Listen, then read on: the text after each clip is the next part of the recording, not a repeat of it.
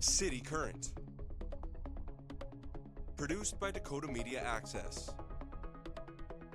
In-depth discussion with Bismarck and Mandan city officials. Watch on Government Access Channel 602 HD or tune in to Radio Access 102.5 FM. Always local, always current. Welcome to City Current. I'm Mary Van Sickle, and this is a Bismarck edition of City Current, where we are talking about the City Commission actions and highlights of their meeting last night. But it's a special edition as well because you can probably tell if you're watching on a screen. We have three people at the table, and just want to announce our new executive director, Tom Gerhardt, is joining us today for the first time. Well, thanks, Mary. I think she's burying the lead, though, right, Jason? Well, the big news is that after 25 years, you are moving on. I am. Time to like you say, move on and find some other adventures. We're not using the word retire. We found out. No. So, I mean, as someone who grew up, born in Bismarck, thanks for everything you've done for over 2 decades. And as you'll find out getting to know me, I started working at then Community Access TV when I was in high school and college locally. And so I know where things were when this organization started to where they are now. And you could They've come a long way, baby. Yeah. I think is the expression. But yeah, it's 25 years doing anything is pretty outstanding. I can say that I subscribe to the idea that you should leave it better than you found it. And I think you can absolutely say that about the work that you've done here. I think it's just been tremendous. Dakota Media Access, for us as an organization for local government, I say this a lot, it is the way we demonstrate transparency. It is the way that we show who we are, we talk about what we're doing, we put it all out there. And we wouldn't be able to do that if it wasn't for this organization, the work you've put in, the work that this team is dedicated to. And for that, we all need to say thank you. It is just exceptional that a town this size, Bismarck and Mandan, this community, has this much access to local government at their fingertips. And for that, Mary, you should take a bow. Oh, thank you. And you mentioned the team, and that is hypercritical here because we really have a great team of people here that make this work. And Tom mentioned his history.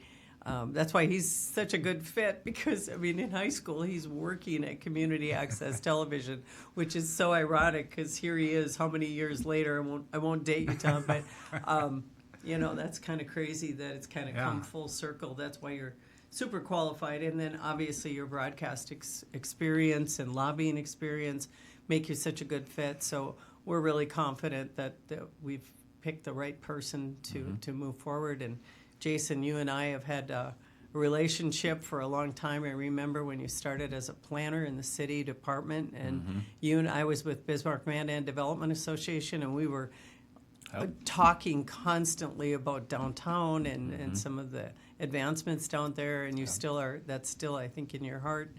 It is and will always be. And that was one of the reasons I was hired, was to focus my efforts on the downtown revitalization. And it wasn't just me, obviously. There was a lot of people working towards that common goal and still working towards that goal. Yeah. So we could reminisce all day. Oh, we could. But we are here, as always, to talk about that city commission meeting last night. And it wasn't a huge agenda, but there were some fun things. And let Tom kind of take the lead on this. Yeah, a couple meetings last night, public health, right. Quick meeting to kick things off. Just give us an update, what happened there. Renee kind of got a curveball shortly before the meeting started. She did, and so our Board of Health is, for anybody that's not quite sure, the Board of Health is also the City Commission, or the City Commission is the Board of Health. It's very interchangeable. The Board of Health meets somewhat regularly throughout the year. Typically, it's Renee providing updates on what the Public Health Department is working on. And last night, she had provided an update on their Community Health Needs Assessment, which is a project they do about every 3 years. And as the name describes, it's looking at what are the areas that public health should be focusing on over the next 2 to 3 years. It's in many ways a roadmap and a pulse of where are the services in the community needed. But to your point, Tom, the curveball that Renee got just with not even an hour prior to the meeting, relates to funding. That was part of the agenda that she was going to discuss last night with the Board of Health, and it was relating to the Community Triage Center. And for people that have been following along with this discussion of public health, mental health, behavioral health, homelessness, it's all blended together in this response that was intended to be the Community Triage Center. The news that Renee got yesterday, just moments before the meeting, was that the funding that was going to be paying for the contract to award $100,000 to the Health Management Associates, their work was going to be the technical support to develop this Community Triage Center. So this was a very important first step to move that project forward. And unfortunately, due to the disruptions at the Washington, D.C. level, that federal grant dollars that would trickle down through the state into local public health is no longer available. So that was a devastating blow for Renee and for the team at Public Health. They put a lot of time and energy into this Community Triage project. I'm not here to say that the project is going to cease. I'm here to say that the funding that we had anticipated is no longer available, and so we will look at other avenues and other ways to explore moving forward. Pivot, another direction. That's all we can do. Yep. Yeah, that's unfortunate. It's still a need in the community, and so much work has gone to this point. We're not just going to put it on the shelf. We're going to dig in and see how we can find a way to make it still happen. Well, and I would assume that this is a situation that's hitting many communities across the country right now with a lot of federal dollars on hold and probably suspended, but hopefully just a temporary thing that some of these things can get flushed out over time.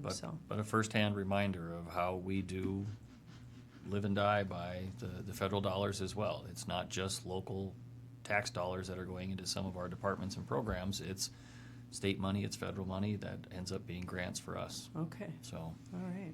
Well, there was a consent agenda, a big number of items on that consent, but nothing was really pulled for discussion. So we'll jump right into the regular agenda for the evening. And one of the things that we just wanted to mention, just to kind of give a heads up to the community, is another big intersection being looked at this summer. New traffic signal lights and all of that happening at Washington Street and Front Avenue. So Right. yeah, Busy. Gabe Shell, your engineer, came forward and gave a little report on this one. The bids were a little higher than anticipated, but due to some cost savings with other projects, it still fits within the total construction budget for 2025. So we will see a new series of traffic signals, Washington in Front. Yeah, we could pop up a map if we could get that on the screen and kind of show people. Obviously, it's a big intersection here in town. You got the municipal bar park right there as well. So lots of activity, but needs a little bit of help as far as the signaling. Yep, they're dated. Yeah. This will bring the signals up to the current standards with all the other controllers and systems within the city. And as we've learned over the years, sometimes the poles themselves deteriorate. They rust out and they need to be replaced. And so the new traffic signals that are going in, instead of them being a material that can rust, it's a galvanized aluminum, and so they don't need to be painted. There's very little maintenance that goes into them, and the lifespan is hopefully longer than the traditional poles that we've been seeing for generations around So here. this will be accompanied by many road projects this summer, and we're looking at Front Avenue also, extending some of the streetscape elements all through that area, and Third Street is going to have a big chunk of work on it this and summer. Fifth Street as well. You'll see some pedestrian amenities, some new landscaping, some adjustments to lighting as well. Oh, I always like those little aesthetic improvements Yeah. rather than, it's kind of like replacing your furnace in your house. That's not too exciting, but getting new furniture or whatever is always a little. It's nice to more see some improvements, not Yeah. just know they're there or they're underground. I mean, we do a lot of underground improvements, but it's nice Yeah, when for sure. there is a refresh. Yeah, aesthetics. So, yeah, looking forward to that. Continuing with the agenda, 4th of July celebration update. You came to the podium. There wasn't a lot you could really say at this point, but I Not think yet. it's important just to let people know it's being worked on. It is, and I guess that was the message last night is where are we and how did we get here? And what I'd really like to be able to tell everybody is where we're going, but we need to finalize a few more things before we can do the big reveal. But I guess the message I wanted the commissioners to hear last night is this conversation has really been going on for about 9 months. And it started last summer as we, the city, were going through our process to develop our budgets for 2025.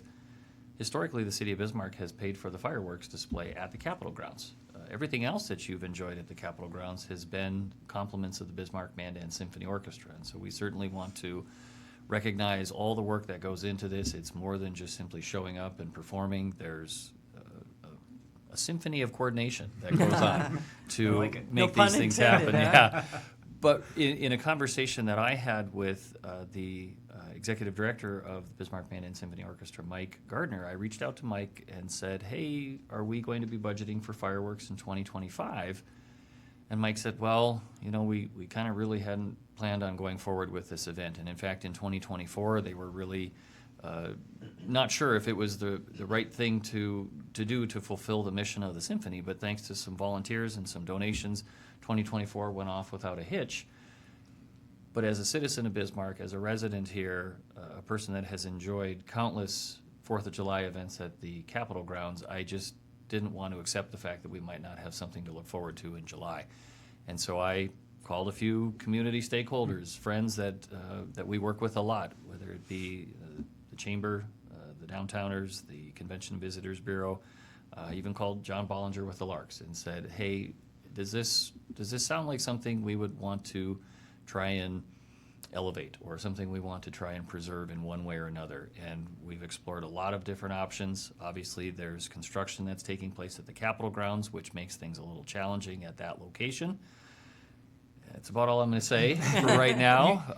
You did mention last night, without going into detail, that maybe updating or diversifying activities, if we're able to pull something off, that you're kind of looking to freshen. We are, yes. I think the term you hear in the restaurant world and the food world is elevate. Yeah. Bringing something, making it more than just a bologna sandwich. I guess you put lettuce on it, it makes it a deluxe. So we're looking at more than just that, but we're also looking at a number of activities that are very family friendly and something that would cause somebody to spend time prior to just fireworks. So it's going to be more than just that.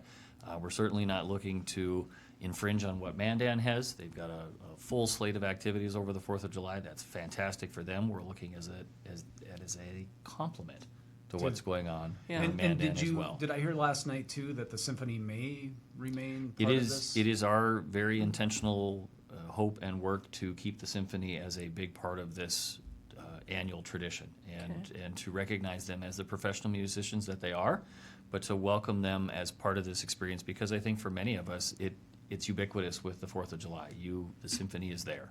Do you have a timeline on when an announcement might come forward, Jason? Hopefully in the next couple of weeks. Okay. And when the announcement is ready, it will be a big announcement. We're not just going to slip a little press release out to the local media. We're going to want to talk about this and really invigorate some excitement and get people looking forward to a new opportunity. Well, you're good at throwing a party. Well, You did the anniversary a couple of years ago. we and did. you get We pulled that off in a lot about of- 6 months of planning. We had the sesquicentennial party, so and I should be fair. The city's not looking to take the lead. This is a number of organizations coming together for the betterment of the community. I guess because I started the conversation, I guess it could be a city-led initiative, but our commitment to this is no different than it's been in the past. We will continue to provide the funding for the fireworks, and that is our role. And aside from that, really, my job has been to facilitate conversations with others that can get things done in town. All right. Right. Look forward to this announcement. Yeah. I think Yeah. the key thing is, though, for everybody listening, that it's being worked on Yeah. and soon. Yeah. Yes, very soon. Elevate. Elevate Preserve the and 4th. elevate. Yes. Well, a big part of the meeting last night had to do with the new rail bridge. Mm-hmm. Actually, there was a public comment period at the beginning. You had a couple of citizens come forward, primarily concerned with the closing of the trail down on River Road, which, again, did occupy a lot of this discussion. But you had principals from Burlington Northern Santa Fe Railroad come forward and talk about the timeline, where they're at. It was a lot of information. It was, and some nice pictures were shared in Yes. the presentation as well. Mike Herzog, who is the, I guess, project manager for BNSF on this one, shared some very detailed information and some of the drawings that of what we can expect in 2025. And what we can expect is very similar to what we saw in 2024. They're working on, I forget the numbers of the piers, but there are piers that are placed in the water, and that is a a very complex system that needs to be done, whether with the barges and the concrete trucks and the heavy equipment. There will also be a bit of a restricted area for boaters, for water traffic. Mike had talked about that last night. There will be a corridor that is preserved, and through the buoys that will be out in the water, anybody using the river as a means of transportation is going to have to be kind of narrowing their course to get through the construction area. Yeah. So Yeah, it was impressive. I mean, when you talk about it, even the principal was saying, this is a big project. This is a big bridge. Big bridge for them. construction, I think, is Yeah. what he said. And some of the things that I learned, how they are actually accessing the water. For anybody that's driven along I-94 and headed west into Mandan, you've seen some of the staging along there with the barges and the big heavy stuff that's out there.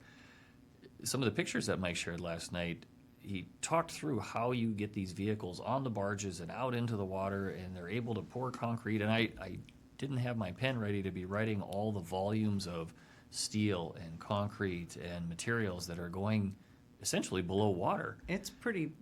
It's huge. Massive. Yeah. It's hard to cool. fathom all that stuff Yeah. in my head, but yet when I drive by, the changes are evident. You're seeing things emerging from the water. You're seeing things on both sides of the shoreline. And I guess what I took away from the discussion last night, two things. Number one, obviously there's some frustration with the trail being closed. That is a very, very popular section of the trail. As Mr. Herzog noted, we've got lots of miles of other trail along the waterfront, but I think for many people, it's a break in their route. If you start at Pioneer Park and you work your way south, and Commissioner Risch raised the concern, with barricades being in place, with the trail being disrupted, it is his concern that people will ignore the barricades and essentially walk out into the driving lane Right. and then circumvent the construction area and then reconvene their trail use. It's a down the road. narrow road to begin with. It is. So there's very little shoulder space there, so potential for an accident. Yep. is And what we certainly heard there. in, I believe it was August of last year, when BNSF provided a presentation again on what to expect in the future, they had talked about working very hard to preserve the trail and keeping it open when possible. One idea they had explored, and this was with our city engineering department and representatives from the Park District, was actually causing River Road to become one lane and then having a temporary traffic signal to meter that traffic back and forth, and using the second lane as an arterial route for the pedestrian and bike traffic that would be disrupted by the trail. That was a concept that we were shown in 2024. Through discussions over the winter, it became apparent that it is just too narrow, and there is so much heavy construction that's going to be going on in that place that it just made sense to eliminate pedestrians and bicyclists from that potential conflict zone and allow the heavy equipment to do what it needs to do for the next couple of years. Yeah, and it can't make everybody happy, unfortunately, in this situation. No, but I should say on BNSF's behalf, on multiple occasions, I heard them commit to restoring the trail in like or better condition, and I have no reason to believe that would not be the case. They've been great partners throughout. They've been very open with the dialogue of what to expect, what construction will look like.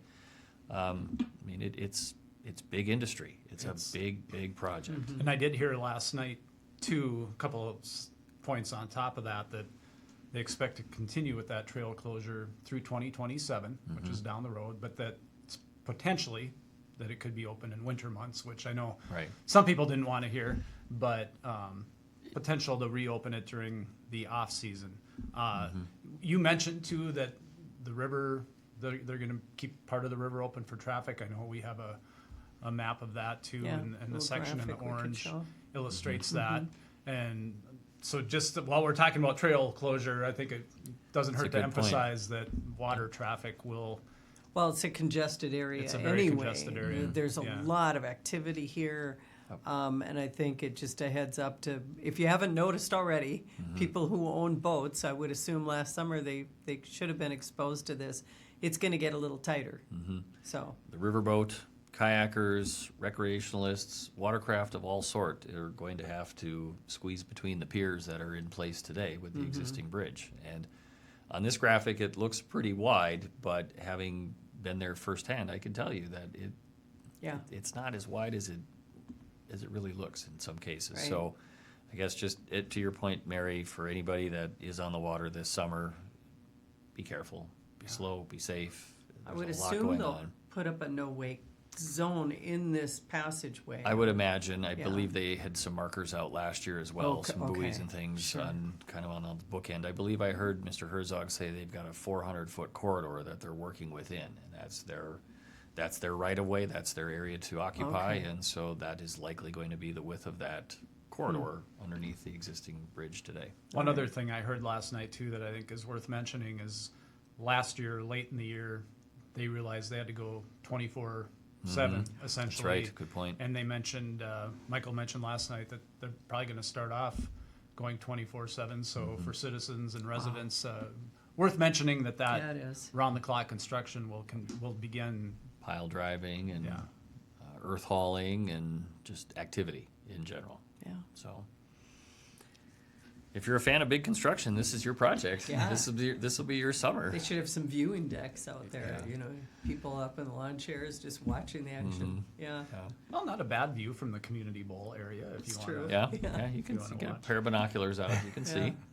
So shifting gears, you're up at the Capitol, I'm sure frequently during the session. I think you mentioned off camera that you're keeping your eye on 30-some bills, and that narrows as the session goes on. And we've got, a month or so to go. But what are you keeping your eye on currently? A handful of bills. House Bill 1020 is, I guess, just in sequence order. That's probably one of the first ones that we're looking at. That is the bill that contains the budget for the Water Resource District. But more importantly for the Bismarck community, it is also the bill that would contain some of the funding necessary to complete the South Bismarck Flood Control Project. And we've talked about this on the program a number of times.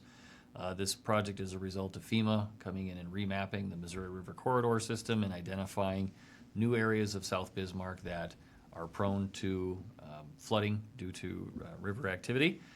For us, we've been working with state leaders for quite some time to help them understand what our project looks like, what the timeline would be, what those estimates of cost are, and very grateful for the state leadership for the time that they've dedicated to this and the information they've shared for myself and for Gabe Schell, our city engineer. It's really our first time through the legislative process, just being new to my position, and my predecessor did a great job of managing a lot of this independently. And I said, you know what, gang, if you got information, you're going to come with me. You're going to testify. You're going to be there too. And Gabe has, and everyone in the organization has stepped up and willingly done their part. Kudos to Gabe for his continued attention to this one and communications with state leadership to make sure that we are still at the table as this bill works its way through. The next one that's probably a big one for us and for probably every city government in the state of North Dakota is House Bill 1176. This has kind of been coined the leadership bill. This is the property tax bill that would put a 3% cap on municipal budgets. 3% cap meaning cities can collect no more than 3% on their general fund year over year. It has a lot of community leaders like myself concerned. I can say that Bismarck is probably positioned a little better than some of the small towns because we have a variety of revenue sources, and primarily one of them is sales tax. We'll be looking at that as a means to backfill or offset or continue to sustain some of the programs that we might see a change in. And I've heard other cities talk about a change in services. One community out on the eastern side of North Dakota indicated a bunch of their work is just general fund, including their roads and streets. And instead of plowing streets at 3 inches, they might wait until 6 inches to plow their streets because they just simply won't have the means to do it as often or as frequently as previously. And so I'm not trying to say that as a threat. I'm just trying to say that as communities are going to have to look at what are those essential services that we need to continue to provide, and how do we do that as efficiently as we can. So 1176 is certainly one. I think one other one that I mentioned last night, this one I believe has gotten quite a bit of attention statewide, is Senate Bill 2307. This is the bill that addresses explicit material in public libraries and in public school libraries. The bill would create a process for a library patron, if they have a concern with a particular book, or the content of a book. They can ask for that book to be reviewed. This bill would cause a committee to be established to do the review of that book. And it doesn't specify who the committee would be. It just says that it would need to be reviewed. If the first committee reviews the book and determines that it is appropriate to remain on the shelves where it is, and that patron is not satisfied, the patron can appeal that decision to the state's attorney. Then the county state's attorney would have to engage in a review of that book as well and then make a determination. And there actually is language in the bill that could cause the state's attorney to enforce a penalty on the library that is responsible for that book. Is it your understanding that each community would have a committee, or would there be a committee for the state and then local states' attorneys would?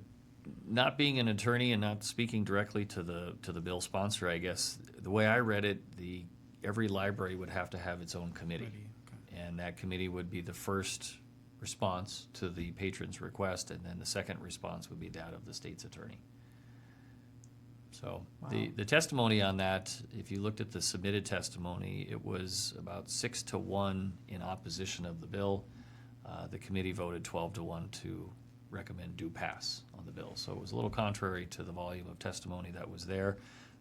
But that one was referred to the the House Appropriations Committee, because it does have a fiscal note tied to it.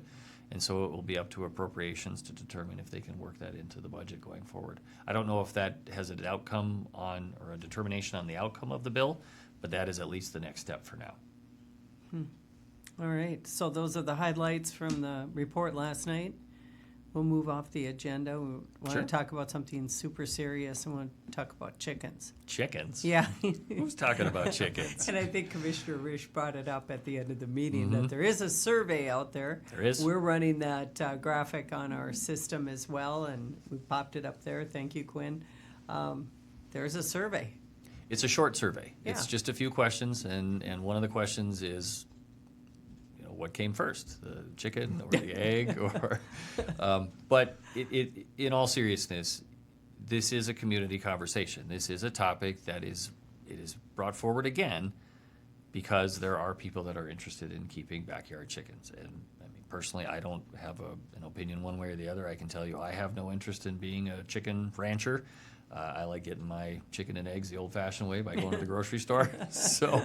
But for many people, there is a lot of value in seeing where your food comes. It becomes an educational piece. It becomes just an opportunity to rely on yourself for some things. And where we are with the survey, we'll see what kind of response we get.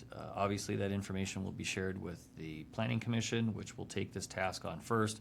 City Commission will have the final say in this, but the process will be to, like any other ordinance change, zoning ordinance change, the staff will develop a draft of the ordinance and then bring it to the Planning Commission, where there will be a public hearing.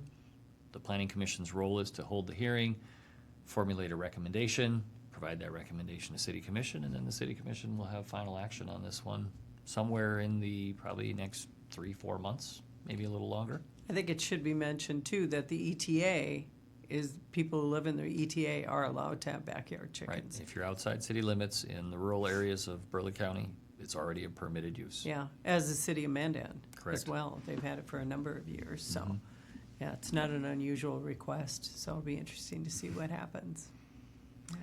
Yeah. Another thing we wanted to touch on, the Ottawa Street reconstruction, which, as you pointed out, is an old section of Highway 83 up by Sky Zone, Plant Perfect in that area. Where do things stand? So we held a public input meeting earlier this week, and it was primarily for the folks along the Ottawa Street corridor. For anybody that's not familiar with Ottawa Street, you're right, Tom. It's probably the biggest landmark would be Plant Perfect or Sky Zone for a lot of people.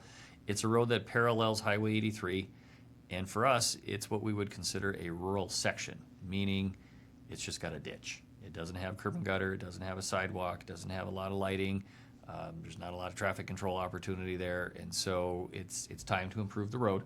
Our engineering staff has been meeting with the property owners along that corridor to help them better understand what it looks like, what the future will be, what the expense might be for that particular area. But this is a project that we were looking at for this year's construction.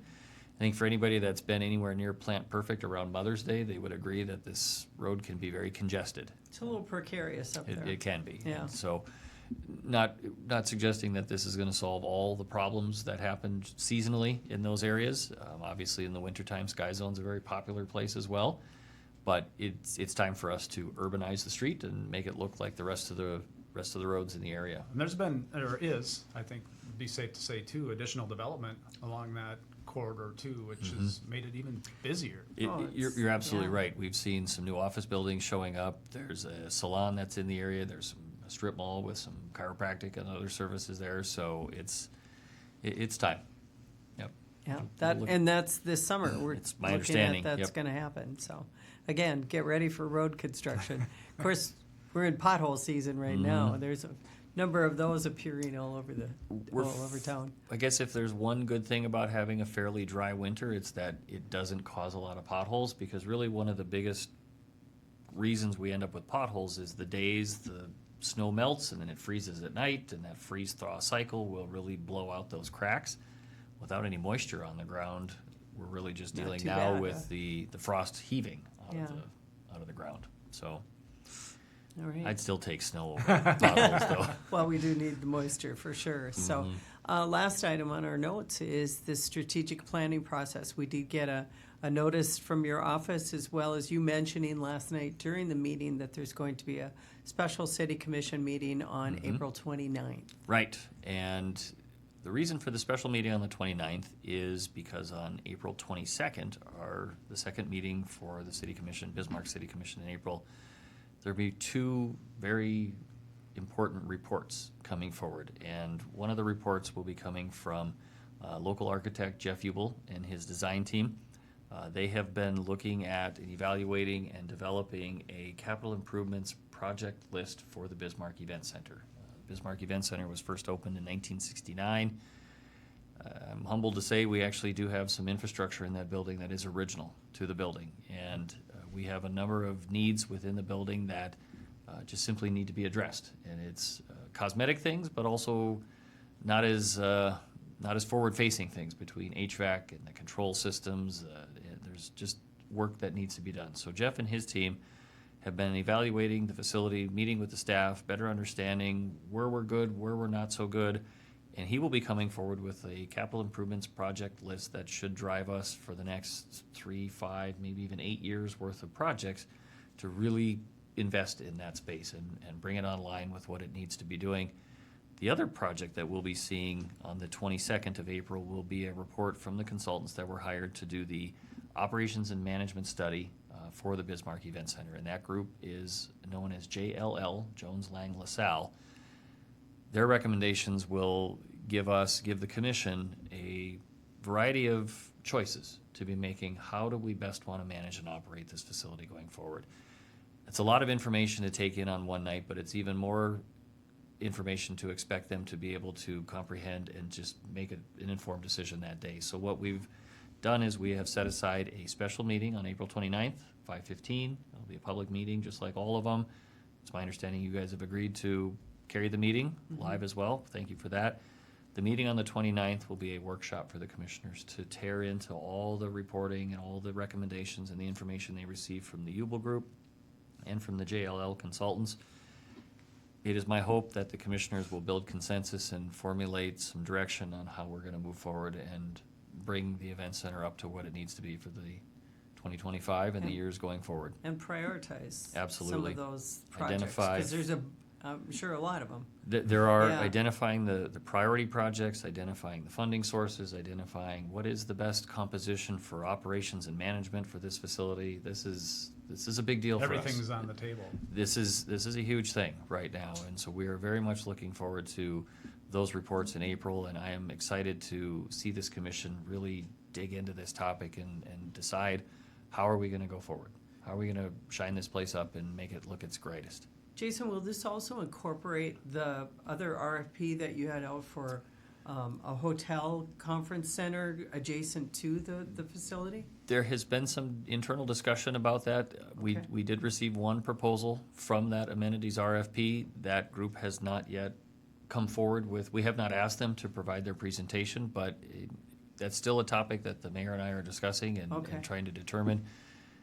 It might be an awful lot for one meeting to have all three of those I things would think, converge, but yeah. at the same time, to even mention it is totally appropriate because these all fit together in Sure. such an intricate Yeah. way. So it's in the back of the mind as It these is. other two big reports come forward, I would assume. So, Correct. yeah, that's a lot. So looking forward to that. Definitely. Hearing what's going to happen. Excited for it, absolutely. Yeah, long time coming. Mhm. So, So with that, there are Yeah. a lot of ways that people can watch or listen Yes. to these upcoming Yep. meetings. So we Mhm. want to make sure everybody has a chance to download our apps. yes, got a little graphic we can put up again about our apps. We've got apps coming out of our ears. We got apps for government access, community access, and radio access. So, and they're working. We've got a couple tweaks that we're still working on, but you know they're great. It's because our radio operation is low power. It's nice to pull up that radio app when you're moving a little bit of a distance away from the city. So You can yeah. listen to all your favorite Bismarck insights, Yes. history hot dish. These are your neighbors on long car rides. Live and not meetings. have to worry about it. It's great. Yeah. Yeah. Well, thanks, Jason. Thanks for being here today. We're going to wrap up this program, and this is the last time you and I will be sitting probably at this Well, table, that's unless you invite me We can back for invite- some invite reason. Mary I'm not back. quite sure, Yeah. but We'll you have- know, it's been quite an adventure. What we 300 plus programs of City Current that we've done. since 2017, I think, is Yeah. when we started with Mr. Neubauer as Yeah. well. So a I want lot. to say thanks to you because this program has helped me do my job better because it keeps me informed, but it keeps me engaged and aware because I can't just sit through a city commission meeting and wait for the time to pass. that you I would, I know don't that think. we are going to be talking about these things the next day, and so it helps me think about how does this impact the community? What are we doing here? What messages do we want to share? And I'm so grateful that you have given us this vessel to share information, and I know Tom's going to do a great job going forward and probably some new ideas. It happens all Yeah, the time with for new sure, leaders. and it should so be. Yeah. I'm glad to know that the program will still go on. I'm sad to say that we'll see you in other ways Somewhere. but proud to be a part of this and thank you so much. And thank you, and it's been such a great adventure for us as well, giving us really good content. Mm-hmm. You know, we call them the grocery store Nielsen's because we don't have any way to gauge some of our viewership, but you know, we're walking through the grocery store or I'm at the Y or something, and somebody will say, I love that City Current. That's really great. Yeah. Yeah. So Yeah, the it's good intention stuff. was always to find those items on the agenda that the commissioners are talking about that really impact the community. So Mm-hmm. I hope we've done that, but I know Tom will make a lot of good changes too, Mm-hmm. along with you. So Well, it'll be his show. Yes. I'm just the guest. that's right. Okay. And thank you for tuning in to this edition of City Current. For more information on what was discussed in this episode of City Current, visit bismarcknd.gov or call 701-355-1300. If you have suggestions, comments, or issues you would like addressed in future episodes, contact us at info@freetv.org. This program airs on Government Access Channel 2 and 602 in HD or on Radio Access 102.5 FM. It's also available as a podcast on radioaccess.org and as a video viewing link at freetv.org. Thanks for tuning in to this edition of City Current.